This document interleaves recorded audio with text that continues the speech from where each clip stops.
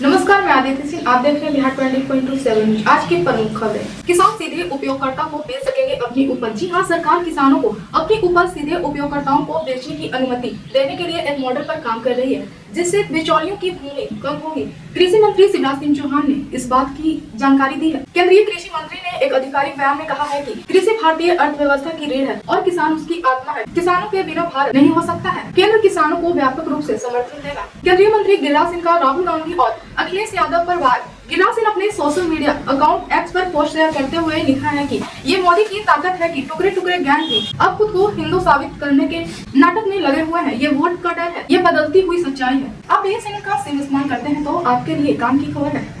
हम आपको सरकारी कंपनी का एक ऐसा प्लान बता रहे हैं जो कम कीमत में 180 दिनों की लंबी वैलिडिटी ऑफर करता है। जियो, एयरटेल और एआई की तुलना में बीएसएनएल के पास कई अधिक लंबी वैलिडिटी के ऑप्शन मौजूद। बीएसएनएल अपने करोड़ों ग्राहकों के लिए 857 रुपए में 180 दिन की लंबी वैलिडिटी ऑफर कर रहा है। खास बात यह है कि बीएसएनएल का प्लान आपको 6 दिनों के रिचार्ज की झंझट से फ्री कर देता है। 180 दिन तक सभी नेटवर्क में ऑनलाइन कॉलिंग की सुविधा मिलती है। इस प्लान में मिलने वाला डेटा बेनिफिट की बात करें तो 190 जीबी डेटा दिया है। इस पैक की एक और खास बात यह है, इसमें आपको किसी तरह का डेटा लिमिट नहीं मिलती है। मतलब आप चाहे तो 90 जीबी डेटा एक दिन में भी खत्म कर सकते हैं या फिर इसे पूरे 180 दिन तक इस्तेमाल करें। पीएम मित्रा मेगा टेक्सटाइल योजना को लेकर बिहार की राजनीति गर्मा गई है। राजद ने सीधे कपड़ा मंत्री गिरिराज सिंह पर निशाना साधा है। राजद ने कहा है कि जब बिहार संपूर्ण क्राइटेरिया पूरा करता है तो क्यों नहीं मिला। दरअसल राजद ने अपने सोशल मीडिया अकाउंट एक्स पर पोस्ट किया है। पोस्ट में लिखा है कि सर्वप्रथम सांसद और पब्लिक डोमेन में पीएम मित्रा मेगा टेक्सटाइल योजना अंतर्गत बिहार में टेक्सटाइल पार्क स्थापित करने का सवाल उठा था। तब लोगों को पता लगा कि केंद्र ने कोई भी टेक्सटाइल पार्क बिहार को नहीं दिया था, जबकि बिहार संपूर्ण क्राइटेरिया पूरा करता है। राजद ने पोस्ट में आगे लिखा है कि तेजस्वी यादव की महीनों की सरकार में जब उद्योग विभाग राजद कोर्ट में था, तब चंपारण के चटपटिया में 1700 एकड़ जमीन चिन्हित कर बिहार में टेक्सटाइल पार्क स्थापित करने का प्रस्ताव भारत सरकार को भेजा गया था। लेकिन डबल इंजन की सरकार को बिहार के विकास और उद्योग धंधे स्थापित करने में रुचि नहीं है। बिहार में प्लांट बढ़ेगा तभी तो बीजेपी शासित गुजरात और महाराष्ट्र की फैक्ट्रियां चलेगी। देश में अब सभी को भारतीय मानक समय को अपनाना ही होगा। एक देश एक व्यवस्था जीएसटी लागू करने और एक देश एक चुनाव के लिए कदम बढ़ाने के बाद अब सरकार देश में जल्द ही एक देश एक समय को लागू करने जा रही है। इतना ही नहीं, इसका उल्लंघन करने पर जुर्माना भी लगेगा। मोकामा में पिछले दिनों अनंत सिंह और सोनू मोनू गैंग के बीच हुई गैंगवार से जुड़े सवाल पूछने पर मुंगेर सांसद और केंद्रीय मंत्री ललन सिंह मीडिया पर भड़क गए और मीडिया कर्मियों से सवाल पूछने लगे। पटना के मीडिया कर्मी ने जब मुंगेर सांसद ललन सिंह से पूछा कि इस केस से आपका भी नाम जोड़ा जा रहा है, तो इस पर ललन सिंह भड़क गए और मीडिया से सवाल पूछने लगे। कहा कि कौन मेरा नाम जोड़ता है, यही धंधा करते हैं क्या? मुझे इससे कोई फर्क नहीं पड़ता, विपक्ष का यह काम है, मेरा नहीं। बता दें कि मोकामा में बाहुबली नेता सब पूर्व विधायक अनंत सिंह और सोनू मोनू गैंग के बीच गोलीबारी की घटना हुई। सियासी हलचल तेज है। जो घटना घटी थी मोकामा में लिंक जोड़ा जा रहा है आपसे लिंक जोड़ा जा रहा है। के जोड़ रहा है? आप ही जोड़ रहे हैं क्या? छोड़िए, विपक्ष के लोगों का हम जवाब देते हैं, धंधा हम करते हैं। ये धंधा उन लोगों का है, ये काम उन लोग करते हैं, हम लोग नहीं करते।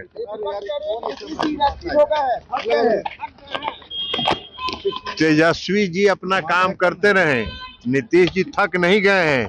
उत्तराखंड आज एक ऐतिहासिक कदम उठाते हुए यूसीसी लागू करने वाला देश का पहला राज्य बना। जनता से किया वादा पूरा किए उत्तराखंड के मुख्यमंत्री पुष्कर सिंह धामी। उत्तराखंड देश का पहला ऐसा राज्य बनने जा रहा है जो स्वतंत्रता के बाद समान नागरिक संहिता यूसीसी को लागू किया। अधिकारियों ने पुष्टि किया है कि यह कानून पूरे राज्य में लागू होगा और राज्य के बाहर रहने वाले उत्तराखंड के नागरिकों पर भी प्रभावी होगा। बता दें यूसीसी का मतलब क्या होता है। यूसीसी का मतलब है कि राज्य में सभी नागरिक के लिए विवाह, तलाक, गोद लेने, संपत्ति की बंटवारा और अन्य सिविल मामलों के लिए एक समान कानून लागू होगा। इसका उद्देश्य विभिन्न धर्मों और समुदाय के लिए अलग अलग पर्सनल लॉ की जगह एक समान प्रणाली स्थापित करना है। इसके तहत शादी और लिव इन रिलेशनशिप में रहने वाले कपल्स को भी रजिस्ट्रेशन करवाना अनिवार्य होगा। सीएम नीतीश कुमार की तबियत बिगड़ी, प्रगति यात्रा का शेड्यूल में हुआ बदलाव। अब मुख्यमंत्री नीतीश कुमार 28 जनवरी को पूर्णिया जाएंगे। दिल्ली में विधानसभा चुनाव का मतदान 5 फरवरी को होने हैं और चुनाव का परिणाम 8 फरवरी को आएगा। ऐसे में आम आदमी पार्टी और बीजेपी के बीच जुआनी जंग तेज हो गई है। दिल्ली चुनाव से जुड़े बड़े अपडेट आपको बता दें। आम आदमी पार्टी के राष्ट्रीय संयोजक अरविंद केजरीवाल ने घोषणा किया है, अगर 5 फरवरी को दिल्ली में विधानसभा चुनाव आम आदमी पार्टी जीत जाती है तो मनीष सिसोदिया फिर से उप मुख्यमंत्री बनेंगे। केजरीवाल ने दिल्ली विधानसभा चुनाव के लिए पार्टी उम्मीदवार सिसोदिया के पक्ष में जब पूरा निर्वाचन क्षेत्र में एक सभा को संबोधित करते हुए यह बात कही। जेडीयू के विधायक गोपाल मंडल अक्सर किसी न किसी वजह से सुर्खियों में बने रहते हैं। ऐसे में अब एक बार फिर से इस बार जेडीयू के विधायक कुर्सी को लेकर भड़क गए। भागलपुर जिले में एक समारोह के दौरान विधायक नाराज हो गए। जेडीयू के विधायक कुर्सी को लेकर भड़क गए। कुर्सी को लेकर विधायक इतना नाराज हुए कि उन्होंने कुर्सी पर बैठे एक शख्स को उठाकर पीछे फेंक दिया। इतना ही नहीं, विधायक काफी नाराज होकर युवक को डांटते हुए उठा दिया। उसके बाद मौजूद लोगों में हंगामा मच गया। विवाद के कारण उनकी छवि पर एक बार फिर से सवाल उठ खड़े हुए। केंद्रीय मंत्री शिवराज सिंह चौहान ने आम आदमी पार्टी के प्रमुख अरविंद केजरीवाल के शीश महल का मुद्दा उठाते हुए शिवराज सिंह चौहान ने कहा कि केजरीवाल ने किसी भी सरकारी लाभ को न लेने का संकल्प लिया था, लेकिन इसके बावजूद उन्होंने महल बनवा लिया और उन्होंने राष्ट्रीय राजधानी में किसानों को केंद्रीय योजनाओं के लाभ से वंचित रखा। मुंडका निर्वाचन क्षेत्र में एक चुनावी रैली को संबोधित करते हुए केंद्रीय कृषि मंत्री शिवराज सिंह चौहान ने आम आदमी पार्टी के प्रमुख अरविंद केजरीवाल के लिए शिकारी और नटवरलाल जैसे शब्द का इस्तेमाल करते हुए दिल्ली के मतदाताओं को मुफ्त में सामान बांटने की उनकी राजनीति के जाल में न फंसने का आग्रह किया है। लेकिन दिल्ली की हालत देख के, दिल्ली देश का दिल है, दिल्ली देश का मान है, सम्मान है, लेकिन केजरीवाल, मैं तुमसे पूछना चाहता हूं, तुमने दिल्ली को दिया क्या? 3 चीजें दी। केजरीवाल ने दिल्ली को दी 3 चीजें, एक धूल, दूसरी धुआं और तीसरा धोखा। बोलो सही है कि नहीं? चौथी चीज और बता रहे हैं कि दारू भी दिए, पानी नहीं दिया, पीने का पानी नहीं दिया। पीने का पानी तो गंदा आया, पीने का पानी नहीं दे पाया, लेकिन दारू की नदियां बहा दी। वारे केजरीवाल, वारे केजरीवाल, तूने तो कमाल कर दिया। ये केजरीवाल है। मेरे मित्रों, वारे अरविंद केजरीवाल, तूने कर दिया कमाल। तू तो निकला नटवरलाल, दिल्ली को कर दिया बदहाल, खुद हो गया माला माल, जनता रो रही बेहाल। दिल्ली को बर्बाद कर दिया, कपिल को भी धोखा दिया, ये भी मुंह में फंस गए थे।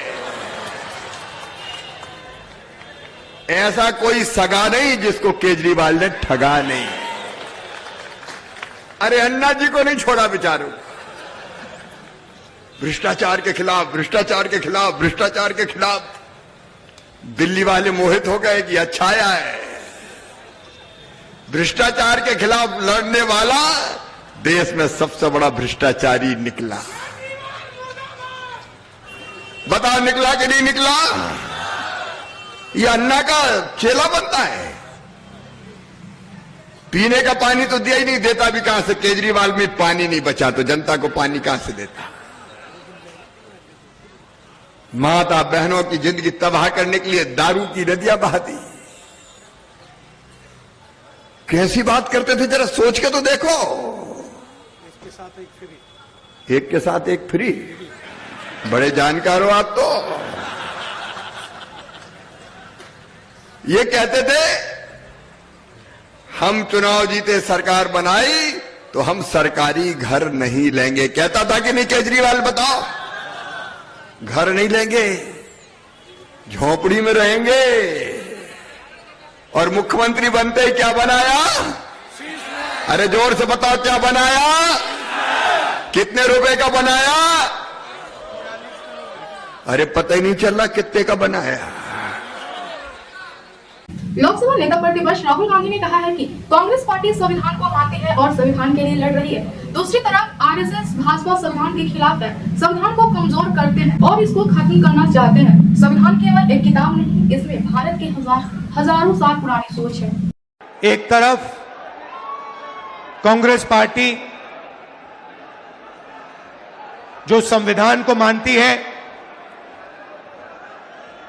और इसके लिए लड़ रही है, और दूसरी तरफ आरएसएस बीजेपी जो इस संविधान के खिलाफ हैं, अंबेडकर जी, गांधी जी के संविधान के खिलाफ हैं, इसको कमजोर करते हैं और इसको खत्म करना चाहते हैं। ये लड़ाई चल रही है। ये जो संविधान है, ये सिर्फ एक किताब नहीं है। इसमें हिंदुस्तान की हजारों साल पुरानी सोच है।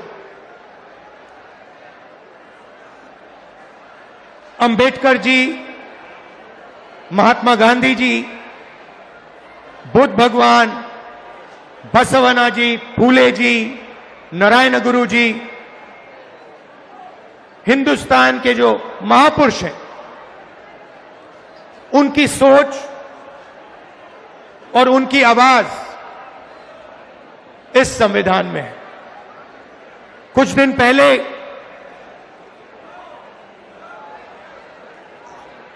आरएसएस के नेता मोहन भगवत ने कहा कि हिंदुस्तान को